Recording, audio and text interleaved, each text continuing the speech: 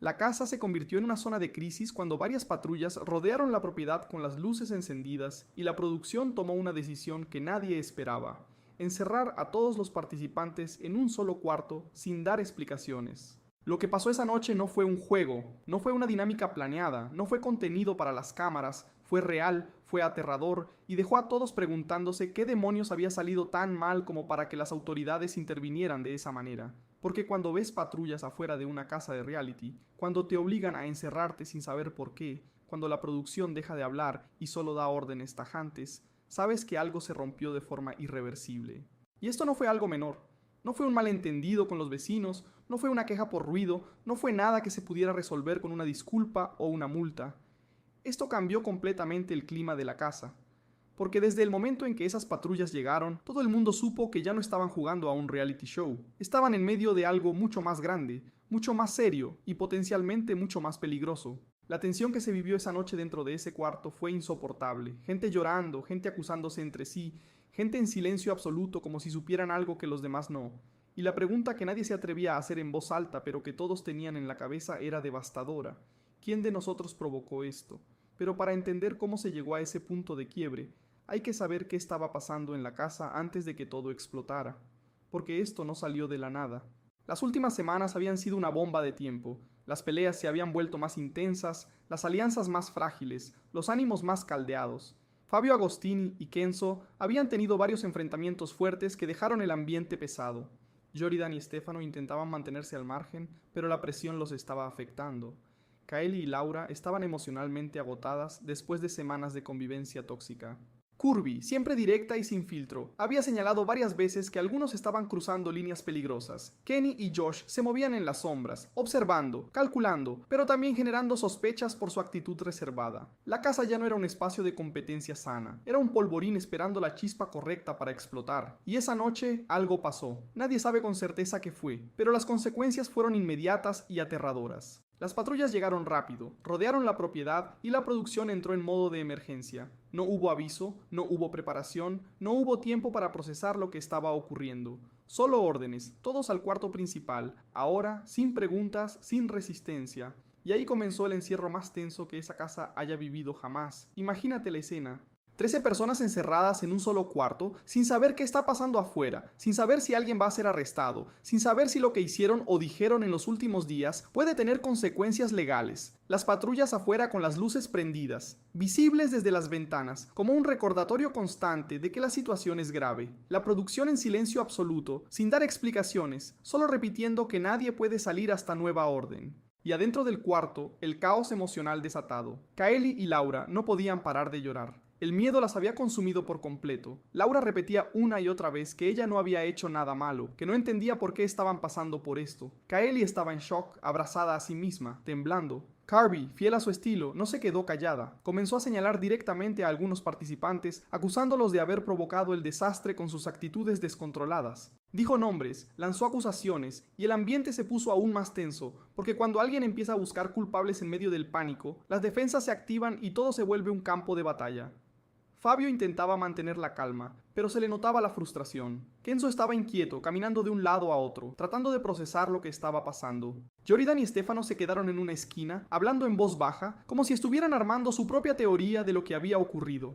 Y Kenny y Josh, esos dos, se encerraron en un silencio que incomodaba a todos, porque cuando alguien se queda tan callado en medio del caos, o no sabe nada, o sabe demasiado, y la forma en que evitaban el contacto visual con los demás no ayudaba a calmar las sospechas. Pero lo más perturbador de todo no fue el encierro en sí, fue la incertidumbre. Nadie sabía qué había pasado realmente. Las teorías comenzaron a volar. Algunos decían que fue una denuncia de los vecinos por los escándalos de la noche anterior. Otros creían que alguien dentro de la casa había cruzado una línea legal y ahora todos estaban pagando las consecuencias. Hubo quien sugirió que la producción había perdido el control de algo que se salió de las manos y ahora estaban tratando de contener el daño.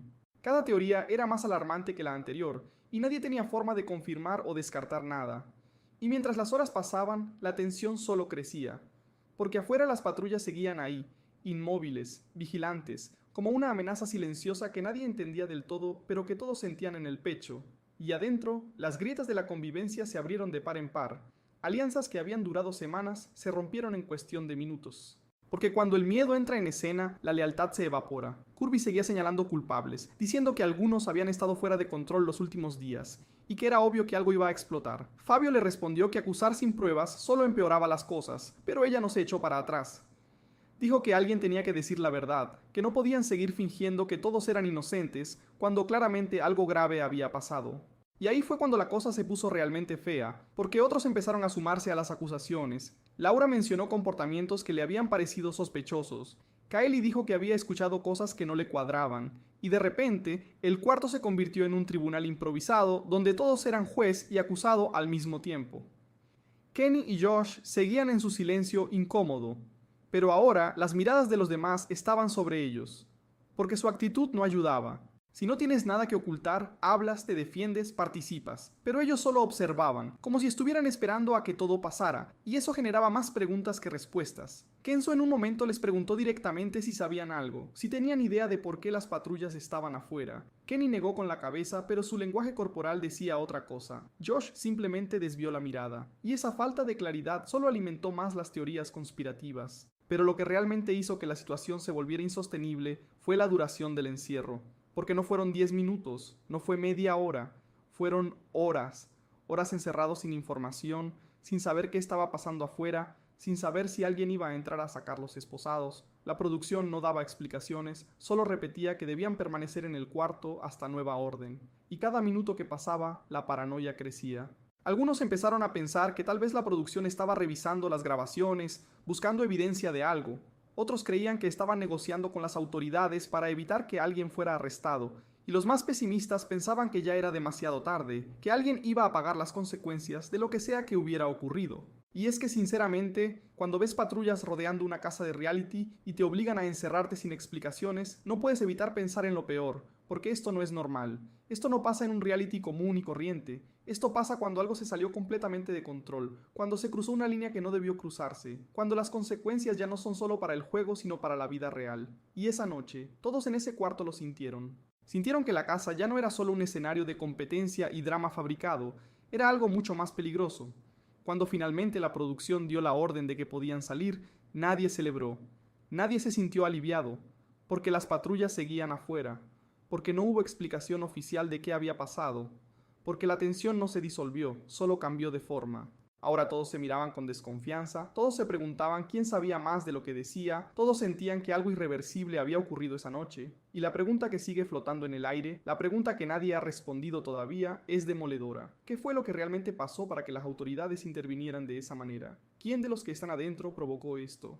Y lo más importante, ¿qué tan grave es la situación real? Porque si algo quedó claro esa noche, es que la casa dejó de ser un juego, y las consecuencias de lo que sea que haya ocurrido pueden cambiar el destino de todos los que están adentro. Porque cuando las patrullas rodean tu casa y te encierran sin explicaciones, ya no estás jugando, estás sobreviviendo.